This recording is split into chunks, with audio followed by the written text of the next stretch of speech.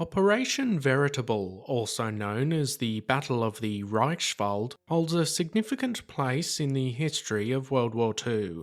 This decisive offensive in February 1945 aimed to clear the region between the Meuse and Rhine Rivers. This area had a significant build-up of forces ready to defend every inch of German soil from the Allies. In today's video, we'll delve into the reasons behind this operation, the formidable terrain, the casualties, and the eventual outcome of the battle. If you enjoy this video and want to see more, hit the subscribe button. It's free and really helps the channel reach more history lovers like you. Operation Veritable represented a critical turning point in the Allied strategy, as its main objective was to prepare ground for the eventual crossing of the Rhine. To accomplish this, more than 75,000 mainly British and Canadian soldiers were committed to the fight. Thousands of vehicles, including half-tracks, tanks and other specialised vehicles, were ready. Furthermore, there were over 1,000 artillery pieces trained towards the enemy. For the Germans, at the start of the offensive, they only had 12,000 men in the area, with limited artillery and armour. Reinforcements from various divisions would assist later in the battle. The Germans' main reliance fell on their defences to slow the Allied advance. Simultaneously, the US were to launch Operation Grenade to the south. They would throw together a high number of troops as they themselves faced a high number of German defenders. The overall operation was to create a pincer movement and reinforce the Allied pressure on all German forces in the area.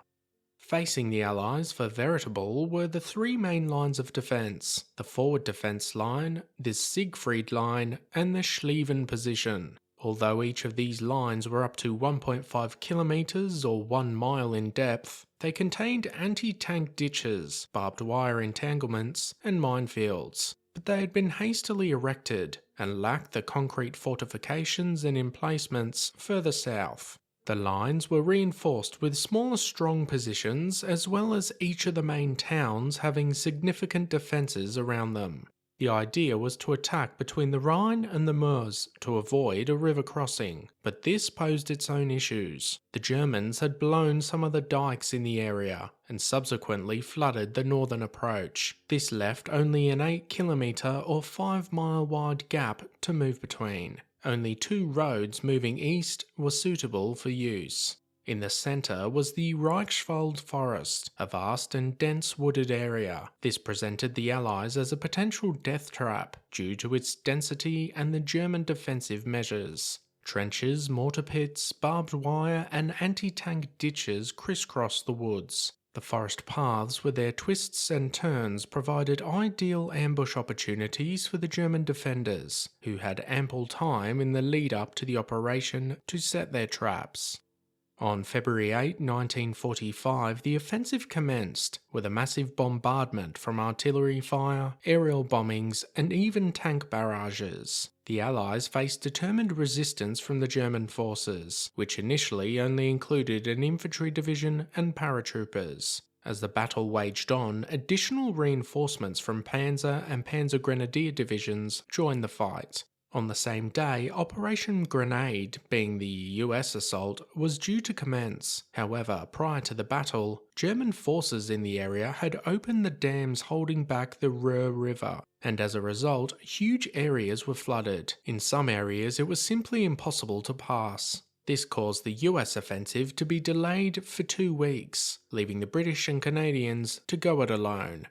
For Veritable on the left flank, the Canadians tackled the flooded flats. The deliberate opening of floodgates by the Germans transformed the landscape into a waterlogged quagmire. The Canadians had to rely on tracked amphibious vehicles to navigate the terrain, slowing their advance. But the offensive pushed on, taking strategic positions. After heavy fighting, the area between Nijmegen and Cleve was cleared. Canadian forces focused on capturing additional strategic locations in the area. This included securing higher ground near Cleve to open a gap for more troops to push towards the Rhine. Some divisions faced minimal opposition initially, which allowed a rapid advance, but for others they weren't so lucky, and the Germans put up a stubborn defence.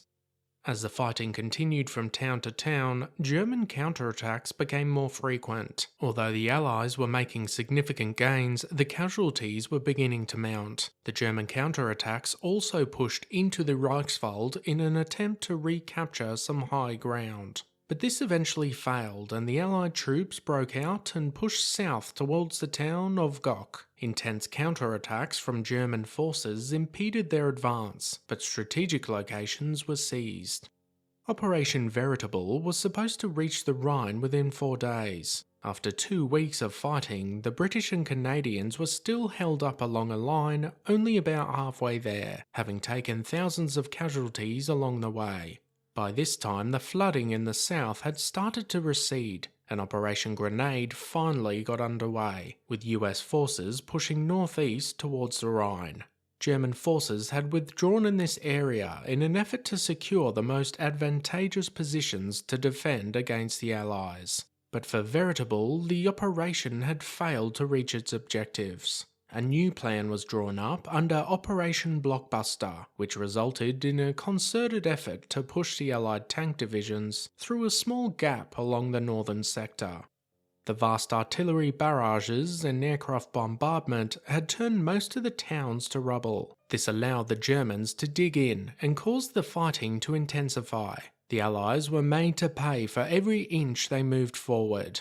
The defenders utilised every available weapon, and concealed MG positions regularly caused headaches for the Allies. Flame tanks became of particular use while flushing out these enemy positions, and were feared amongst the Germans. Eventually, the combined effort of the Allies pushed the German forces back over the Rhine. The bridges were all destroyed, with the exception of the bridge at Rheinmagen. Next would come the crossing of the Rhine itself. But the push to the Rhine had resulted in a bloody fight. Veritable would see over 15,000 Allied and some 44,000 German casualties, a significant number for a battle waged in such a small area. It marked a crucial phase in the Allied campaign though, as the push into Germany had begun. The test for the enemy's strength and determination was underway. Allied commanders had taken note of the strong German defences, and realised more planning would be needed once the Rhine had been crossed. What did you think of Operation Veritable and the battle towards the Rhine? Were you aware of the battle before this video? Let us know your thoughts in the comments section down below. As always guys, thanks for watching. Be sure to hit that subscribe button if you want to expand your knowledge and join the growing Premier History community.